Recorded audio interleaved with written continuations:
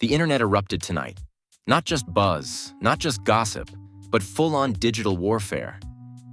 Because Candace Owens didn't just shade Erika Kirk. She detonated an entire scandal that Erika has been desperately trying to keep buried.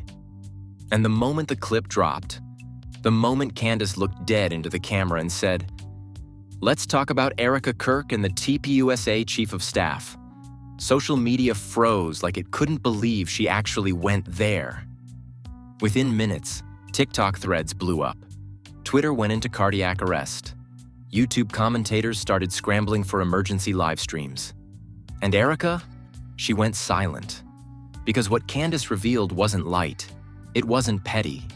It wasn't girl drama. It was humiliating. It was reputation-shattering.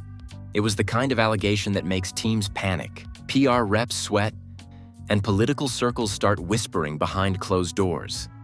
Candace accused Erika of being involved in something she described as coordinated, strategic, and absolutely disgraceful.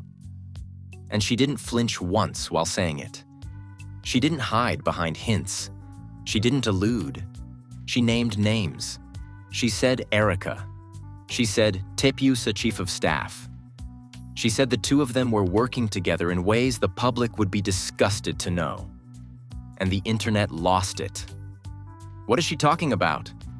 That was direct. Candace doesn't speak without receipts. Erika is done. Done. Meanwhile, Erika's supporters went quiet. No defense posts, no statements, no clarifications, nothing. Because how do you defend yourself when Candace Owens, someone with millions of followers and zero fear, looks straight into the camera and exposes you? But the worst part? Candace said she had more messages, more internal conversations, more details that prove everything people suspected. The final blow came when Candace ended her segment with, "Erika knows exactly what she did, and she knows who she did it with." The reason Candace Owens' bombshell hit so hard, the reason Erika Kirk looked blindsided, humiliated, and frozen in digital headlights, is because this wasn't a sudden explosion. This was a fuse that's been burning quietly for months.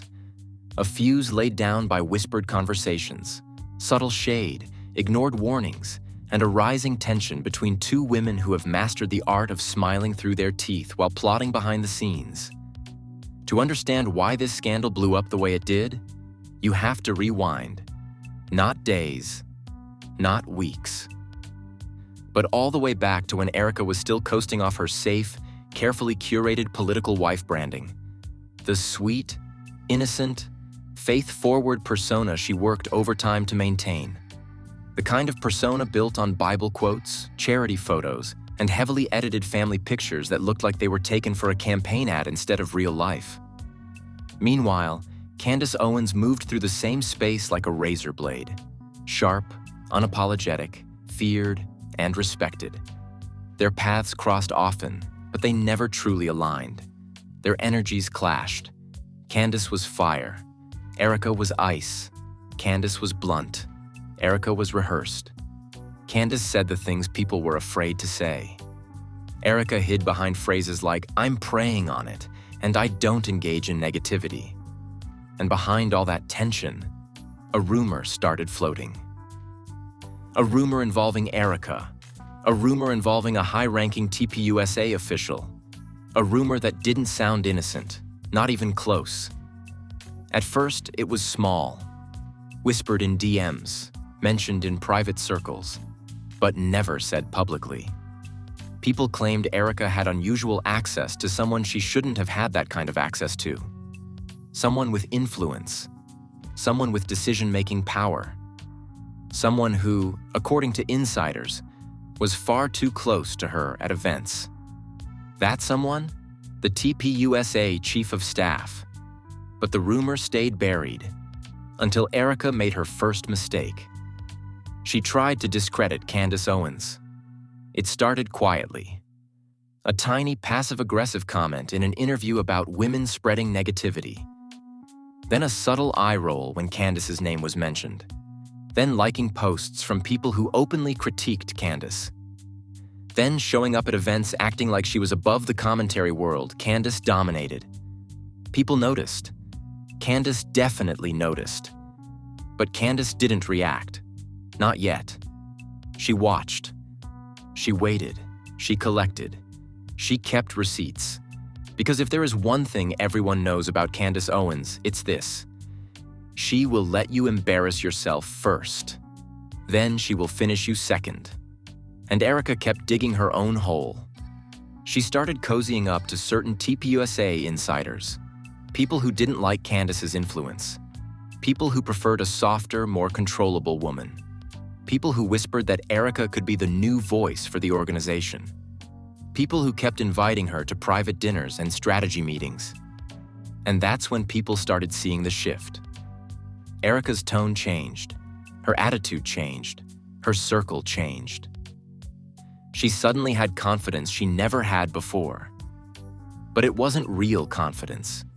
It was borrowed confidence. The kind you get when powerful people convince you you're more untouchable than you actually are.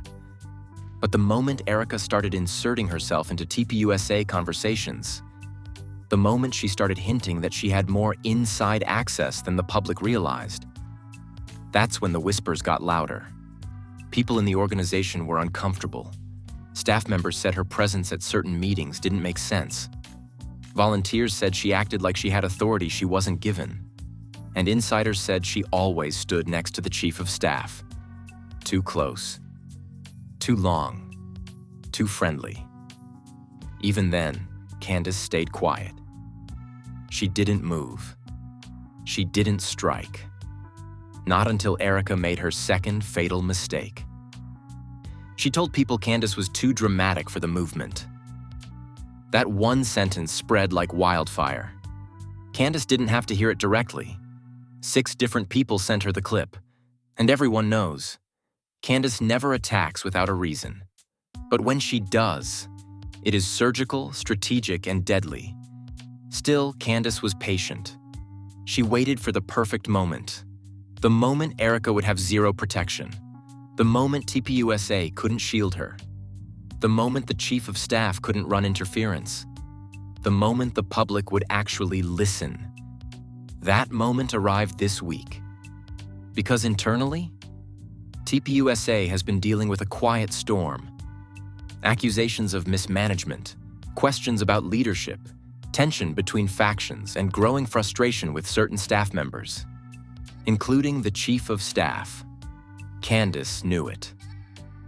Candace waited. Then Erika posted a tone-deaf video, smiling, doing a faith-based Q&A, pretending the online tension didn't exist, pretending she was above the drama, pretending she was untouchable.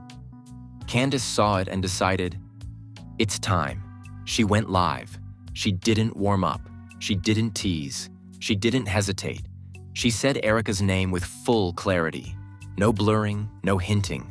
She exposed the claims. She exposed the rumor. She exposed the alleged connection to the TPUSA chief of staff. She exposed the private messages that people had been whispering about for months. She said, Erika knows exactly what she did. And she knows who she did it with. The internet erupted. Erika froze. The chief of staff locked his account. TPUSA went silent. Candace logged off like she had just filed a final report. And now, everyone wants to know. What exactly did Erika do? What did the chief of staff help her with? What receipts is Candace holding? And why was Erika acting like she could move unchecked behind the scenes? The moment Candace Owens dropped Erika Kirk's name and the TPUSA chief of staff in the same sentence, the entire political internet went into meltdown mode. Not mild shock, not mild gossip. A full-on 5-alarm crisis that nobody, not even Erika's most loyal defenders, knew how to control. Because Candace didn't drop hints. She didn't dance around the issue. She didn't soften the blow. She said exactly what everyone had whispered behind closed doors but never had the courage, the platform, or the boldness to say publicly. There was something going on between Erika and the chief of staff. Something strategic. Something manipulative. something political, something that made Erika look like she was operating behind the scenes in ways that weren't ethical, transparent, or remotely professional. And Candace said it with the confidence of someone who had the receipts sitting in her lap. That was the moment everything snapped. Within minutes, every inbox inside TPUSA started pinging. Staff members were messaging each other. People were sending panicked, "Are you watching this?" texts. Executives were calling emergency meetings. The chief of staff locked his Twitter account so fast it became a meme. But the real explosion happened when Candace dropped the first piece of evidence. A blurred screenshot. Not fully visible, not fully redacted. Just enough clarity to confirm it came from someone inside TPUSA. The screenshot showed a message the chief of staff sent to an unnamed person. "Erika understands the plan. She'll keep the others distracted." Distracted. The internet exploded. Distracted from what? What plan? Why is Erika involved? Who are the others? And the worst part? The chief of staff didn't deny it. He didn't even attempt to. He went silent. Erika, meanwhile, made the biggest mistake imaginable. She tried to front like nothing was happening. She posted a selfie, smiling, perfect lighting, fake peace, fake confidence. The caption, "God is good." The internet dragged her. "Girl, this is your response? You're done. You look scared behind that filter. Why aren't you denying anything? Why did Candace say you're involved in something strategic?" But Erika stayed silent. Because she couldn't deny what Candace had. She didn't know what was coming next. And that fear was visible. Then Candace dropped the second bomb. A message allegedly sent from Erika to the chief of staff. "We can control the narrative if you help me shape the rollout." Shape. The rollout. Of what? A campaign? A project? A scandal cover-up? An image upgrade? Nobody knew. And Candace didn't explain. But she did say, "This is only the beginning." Meanwhile, TPUSA insiders started leaking anonymously to blogs. Scared, nervous, but too fed up to stay quiet. One insider said, "Erika kept getting access she didn't earn. She acted like she was above the rules." Another said, "People were uncomfortable with how close she was to him. She wasn't staff. She wasn't trained. She wasn't cleared for certain briefings." A third insider dropped a line that broke the internet. "She knew confidential things before they were announced." Confidential things. How did Erika get access to private internal conversations? Who gave her the information? Why was the chief of staff involved? Why were they discussing shaping the rollout? Why was Erika being positioned as someone who could distract others? This wasn't petty drama anymore. This was a breach of professionalism, maybe even politics. Then Candace came back with the first major twist. She looked straight into the camera and said, "I wasn't going to expose the messages between Erika and the chief of staff. But since Erika wants to act holy and innocent on Instagram, let's be real."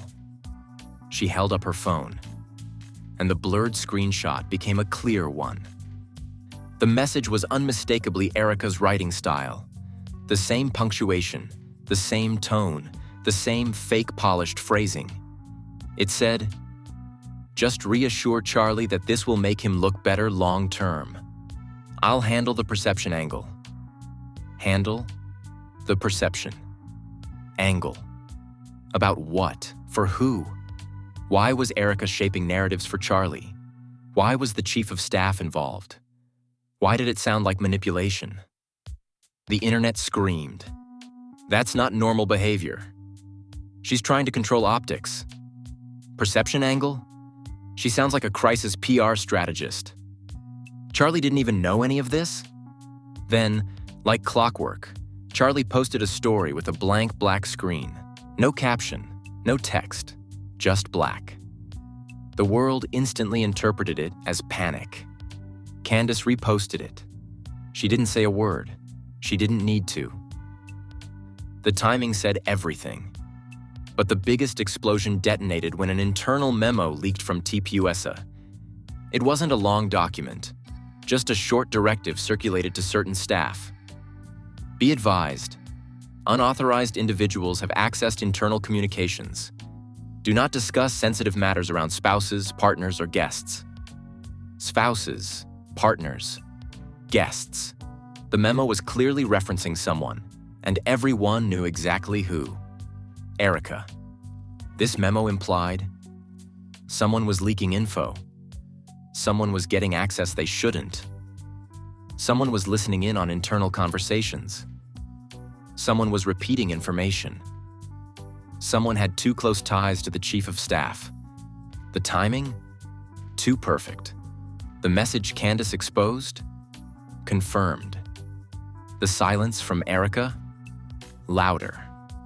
Candace returned one more time. She said, "Erika knows why that memo was written. She knows what she did behind the scenes, and she knows why the chief of staff panicked when I spoke." The internet spiraled. What did she do? What is Candace leading up to? Where is Erika? Why is TPUSA silent? What is this rollout they were planning? And then came the first real twist of the story. A whistleblower, someone who claimed to be deeply familiar with internal TPUSA politics, posted, "The chief of staff wasn't helping Erika with PR. They were helping each other with something much bigger. Much bigger." The comment section collapsed. Bigger than optics?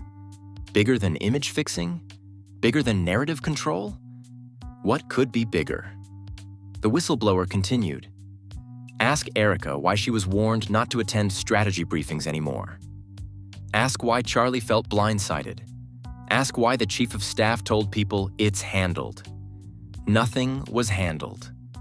Nothing was handled.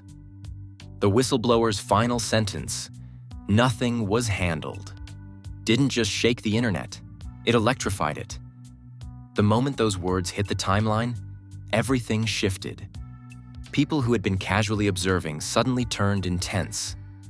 People who were defending Erika went silent.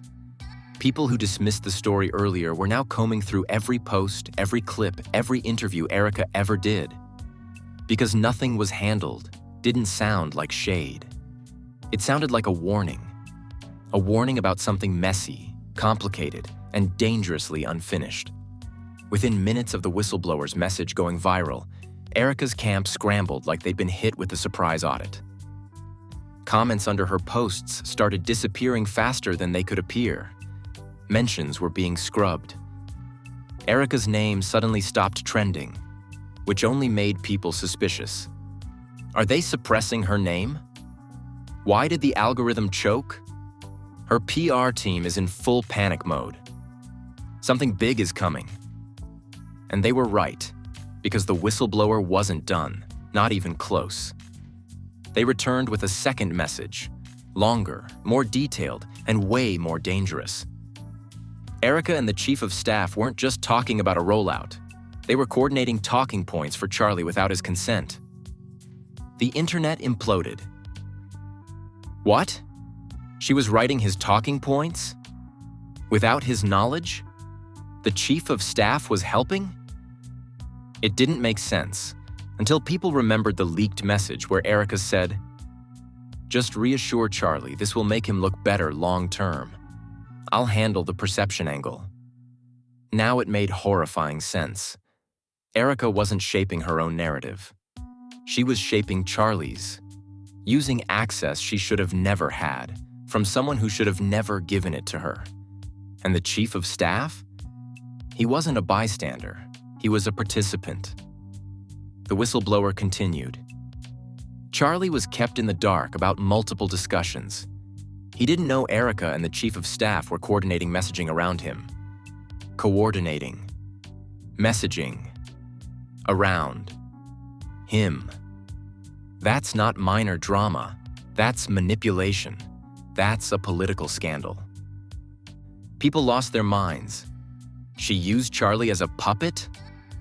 Is this why Charlie's tone changed? Why did the chief of staff let her do that? What was the end goal?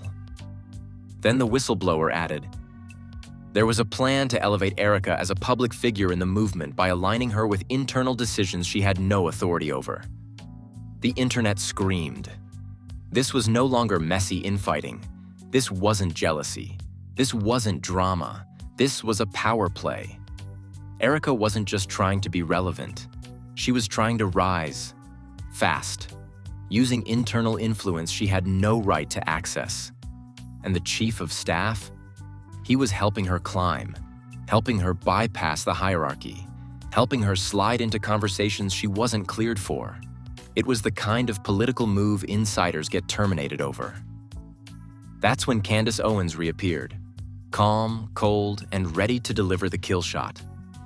She said, since Erika wants to pretend none of this is true, let's talk about the real plan you and the chief of staff were building behind Charlie's back.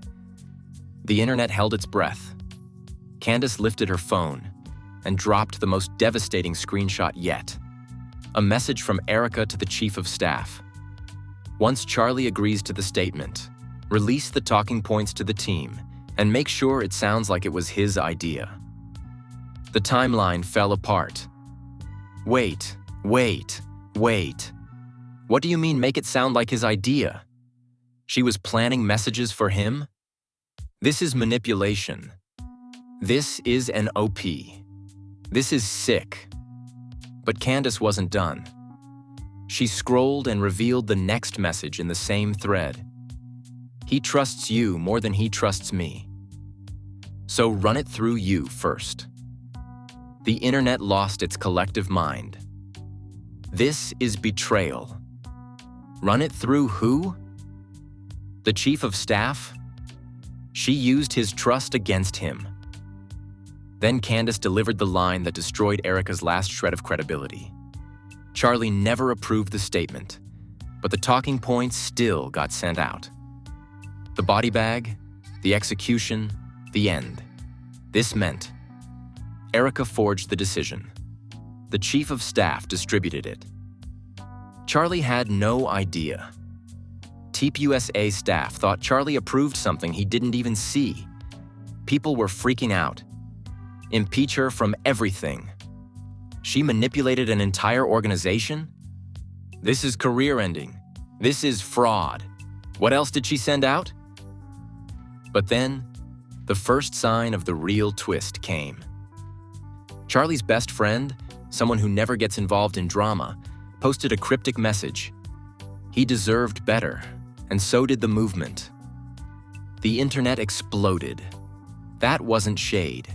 That wasn't vague. That was a direct shot at Erika. Meanwhile, Erika's team panicked so badly they temporarily disabled her entire comment section. That's not control. That's fear. And the chief of staff? He reactivated his account for 5 minutes. Then deleted every photo with Erika in it. Every post, every tag, every event. Gone. He was scrubbing the connection. And then it got even messier. A second whistleblower came forward. This time, someone with high-level access. And posted, "The internal memo wasn't written for the public. It was written because staff complained about Erika showing up where she didn't belong." Staff complained. Repeatedly. For months. And the chief of staff kept covering for her. But the darkest line from the second whistleblower was this. Erika wasn't just shaping narratives. She was collecting information. The internet collectively screamed. Collecting information? About what? About who? For what purpose? And then came the twist that changed everything. The whistleblower posted, "Someone in the office caught Erika forwarding internal notes to an outside number." Outside. Number. Not a TPUSA contact. Not Charlie, not staff, not a donor. Someone else entirely. Someone unknown. Someone unlisted. Someone who hasn't surfaced yet. And the final message. That's why the memo was written. And that's why Candace spoke. The moment the whistleblower revealed that Erika had allegedly forwarded internal notes to an outside number, everything changed. What had started as messy drama suddenly felt like a political earthquake. This wasn't just about Erika. This wasn't just about the chief of staff. This wasn't even about Candace. This was now about who else might be involved. And when the public senses there's a hidden player, someone unnamed, someone off the grid, the imagination goes wild. People began speculating in real time. Who was she sending info to? Was it a donor? A journalist? A political strategist? A rival organization? A private group?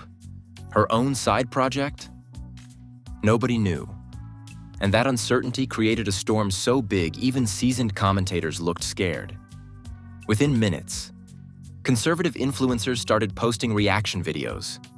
Not their usual snarky commentary, but genuine shock. One said, "If Erika really leaked internal notes to an unknown number, that's not drama, that's sabotage." Another commented, "This might be the biggest internal scandal TPUSA has faced." A third, who had previously defended Erika, quietly unfollowed her and posted, "This is bad, very bad." Influencers who normally argue nonstop suddenly agreed on one thing. Something was seriously wrong. But it wasn't just influencers. Journalists, especially political journalists, smelled blood. A major political reporter tweeted, "I'm looking into the Erika chief of staff allegations, hearing disturbing things. Disturbing things. Plural." Other journalists began poking around. Anyone have details on Erika Kirk's role inside TPUSA? Who approved her access to internal briefings? Why was she present at strategy meetings? The public was eating it up. Someone posted an old clip of Erika awkwardly brushing off a question about her involvement with TPUSA projects. Suddenly, that clip looked suspicious. People zoomed in on her face, her hesitation, the shift in her tone. Look at her eyes. She knew she wasn't supposed to answer that. She looked nervous even back then. Meanwhile, the chief of staff's behavior became even stranger. After deleting every photo of Erika, he posted a Bible verse, a long one, about deception and false counsel. The comments went insane. Oh, he's blaming Erika. He's low-key confessing. He's trying to distance himself. He's terrified of being exposed. But the wildest reaction came from TPUSA staff, the ones who had been venting anonymously. An employee posted privately to a closed group, which obviously got leaked within 12 minutes. People warned leadership about Erika months ago. Nobody listened. Another wrote, "She acted like she was part of leadership. She wasn't." A third said, "She had access to conversations she shouldn't have had. We all knew something was off." And then the most damning one. "We suspected she was reporting to someone outside, but nobody had proof." Until now. As soon as that leaked, everything escalated. People online flooded the timeline. She was a mole? She was reporting to someone? Who was the outside number? Pressure on Erika skyrocketed. Pressure on TPUSA skyrocketed. Pressure on the chief of staff skyrocketed. But Erika, she didn't deny anything. She didn't defend herself. She didn't explain. Instead, she posted a quote, "The truth is always twisted by those who fear it." People lost it. What does that even mean? This is not the time to be cryptic. Girl, answer the questions. She's avoiding the topic because she's guilty. And things only got more chaotic when Candace Owens finally returned with a reaction. She posted a 40-second clip, not angry, not ranting, dead calm, and said, "Don't blame me for exposing Erika. Blame the people who enabled her." The internet exploded again. Who enabled her? The chief of staff? TPUSA leadership? Donors? Then Candace dropped the last line that made this scandal nuclear. "The outside number? I know who it belongs to." People screamed. Every comment was begging, "Who is it? Tell us. Drop the name. Do not play with us." But Candace didn't reveal the identity. Not yet. Because at that exact moment, a third whistleblower emerged. This time anonymously on Twitter, but verified by journalists as someone in the building.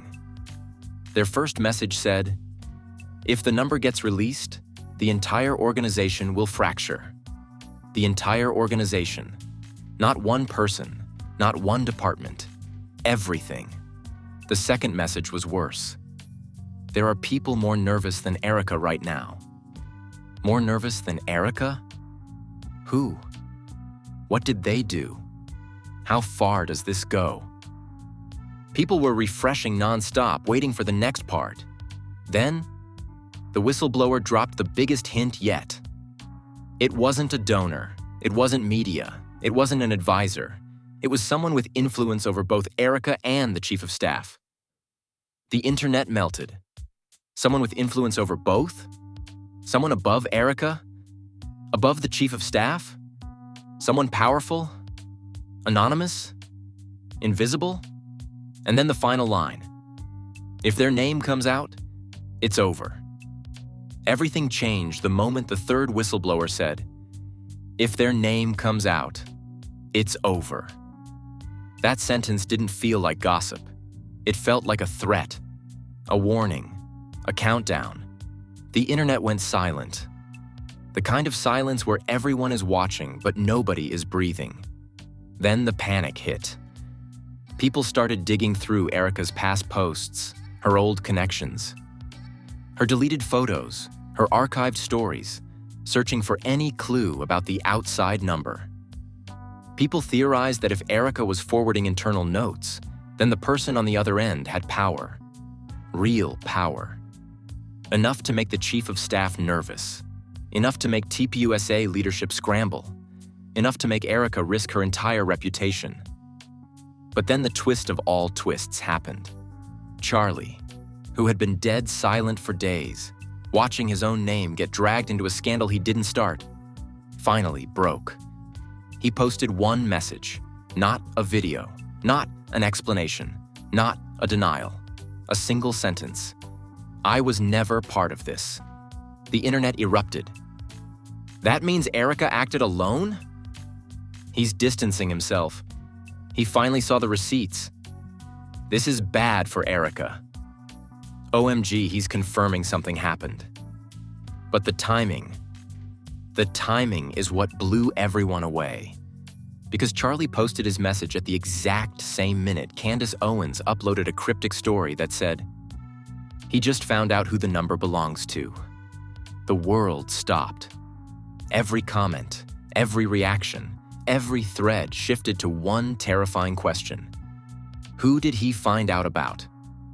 Before anyone could blink, a political commentator added fuel by tweeting, "The name being discussed is way bigger than Erika." Way bigger. Suddenly, the theories evolved from gossip to panic. People weren't asking which donor anymore. They were asking, which leader? Which executive? Which public figure? Which power player? And then the next twist hit. A leaked message, allegedly from someone inside TPUSA's legal department, started circulating. It said, "We need to prepare a statement in case the number is made public. The fallout could be catastrophic." Catastrophic. For who? For what? For the entire organization? For careers? For reputations? People were freaking out. Then Erika finally posted. The first thing she said since the scandal began. A single sentence. "I am being targeted." But instead of defending herself, she locked her comments. Immediately. People instantly interpreted it as guilt. She's cornered. She knows she's caught. She's scared who the number belongs to. She's waiting for someone powerful to protect her. Then Candace Owens returned. Not in a rant, not in a live stream, but in a calm, surgical tone that chilled everyone. Erika isn't being targeted. She was being used. Used. By who? Candace added, "You all will understand when you see who she was reporting to." The internet melted down. Memes vanished. Jokes vanished. Everyone suddenly realized this was no longer funny. Erika wasn't painted as the mastermind. She was painted as the messenger for someone higher. People wrote, "So who was she sending notes to? Who was pulling the strings? Who is powerful enough to scare TPUSA?" Then the final shock of the night dropped. The anonymous account that leaked the first memo, the one everyone trusted, posted a blurred screenshot with one detail visible: the area code of the outside number. Not the name, not the full number, just the area code. The room temperature internet turned ice cold. Because 202 isn't Los Angeles, it's not Nashville, it's not Scottsdale, it's not Dallas. 202 is Washington, D.C., the political capital. People shrieked online. OMG, is this federal? Is it a political operative? Is it someone in government? Is this why TPUSA is terrified? One user posted, 202 numbers don't play. Whoever she was sending info to is powerful. Another, this is bigger than Candace versus Erika. This is national. Theories detonated everywhere. Some said it was a strategist. Some said it was a political official. Some said it was a DC power broker. Some said it was someone tied to funding. But the most disturbing theory? That the person Erika was reporting to wasn't just in DC. They were inside a position that could influence the movement itself. Then the anonymous account posted one last message. The name drops tomorrow. The entire internet froze. Tomorrow, tomorrow, tomorrow? They're going to drop the name? And with that, the account logged off. No explanation, no clarification, no elaboration, just silence. The world refreshed for hours. Nothing. All we know now is this. Erika forwarded internal information to a 202 number. Candace knows the identity behind it. Charlie just found out and publicly distanced himself. TPUSA is panicked. Influencers are terrified. Journalists are circling like sharks.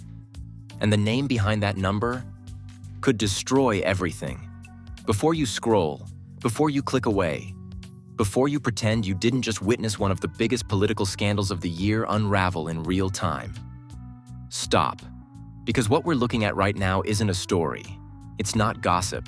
It's not drama. It's a countdown. A countdown to a name. A single name that could blow open everything Erika, the chief of staff, and even TPUSA thought they could hide. And the fact that the outside number has a 202 area code? That alone has the internet shaking. Because 202 doesn't belong to influencers or donors or random outsiders.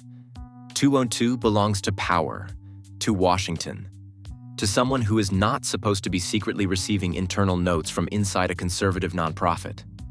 And now? Now we're waiting for the drop. Candace knows the name. Charlie knows the name. The whistleblowers know the name. And if the anonymous account keeps its promise, the whole world is about to know. So right now, I want you in the comments. Tell me exactly who you think is behind the 202 number. A strategist? A politician? A power broker? A rival movement leader? Someone trying to control TPUSA from the shadows?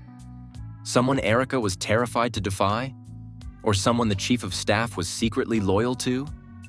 Drop your wildest theories.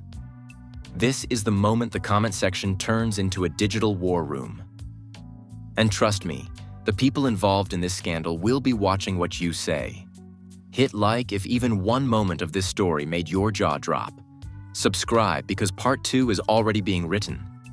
And when that name finally drops, you do not want to miss it. Turn on notifications so you're the first to see when the identity behind that DC number is finally revealed. Now tell me, who do you think Erika was reporting to? And how deep do you think this conspiracy goes?